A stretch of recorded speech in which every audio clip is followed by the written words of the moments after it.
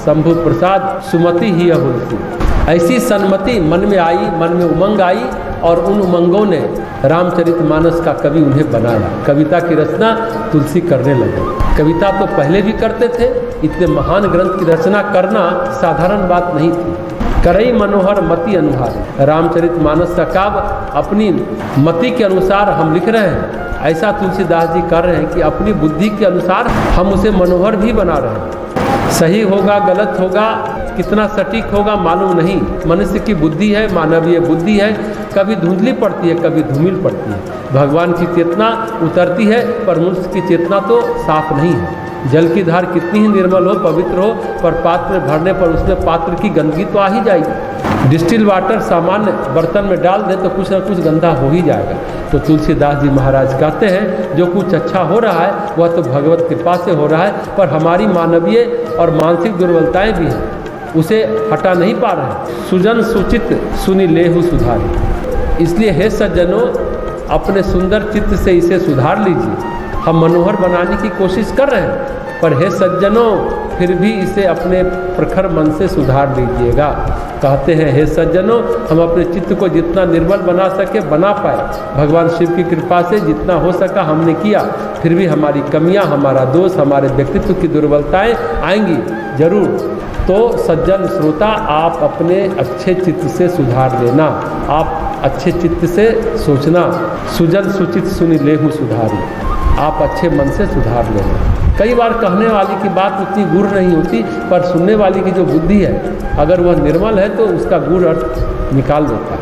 उपनिषद है, वेद मंत्र है, शब्द है, श्लोक है, वाक्य है, जो कुछ उसमें है आप अपनी चेतना के स्तर अनुरूप निकाल लो, अपनी मति के अनुसार उसकी व्याख्या कर लो। कोई काव्य पढ़ते हैं तो उसकी टीका है, उसकी व्याख्या है, तो पढ़ने सुनने वाले के मन पर निर्भर करता है। मन असुंदर है तो दोष गिनाते जाएंगे, उससे गुणों पर हमारा ध्यान ही नहीं जाएगा। कोई चीज़ 100% गलत नहीं होती या 100% सही नहीं होती। आपके सोच पर निर्भर करता है कि आप कितना दोष निकालते हैं या कितना गुण निकालते हैं।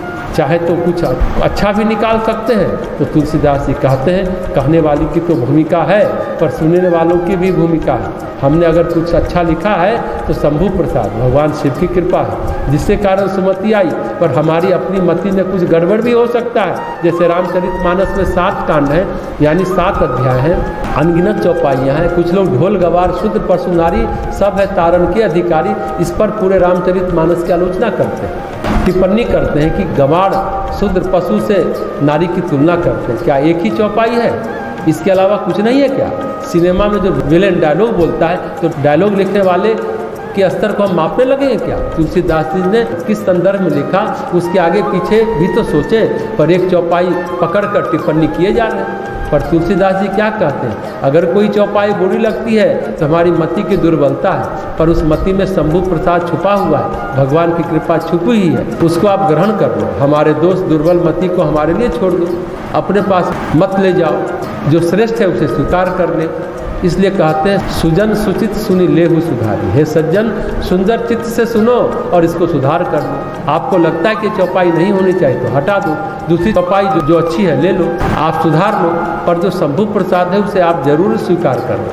हम पर भगवान शिव ने कृपा की है, वैसे आप पर भी कृपा करेंगे। आवश्यकता है आपकी सुंदर बुद्धि की, जो परिष्कार करना चाहते हैं। हम भी परिष्कार कर रहे हैं भगवान शिव की कृपा का, आह्वान का। जो श्रोता हैं उन्हें भी सम्यक लाभ तभी मिलेगा जब अपना परिष्कार वो भी करें, तभी बात बनेगी।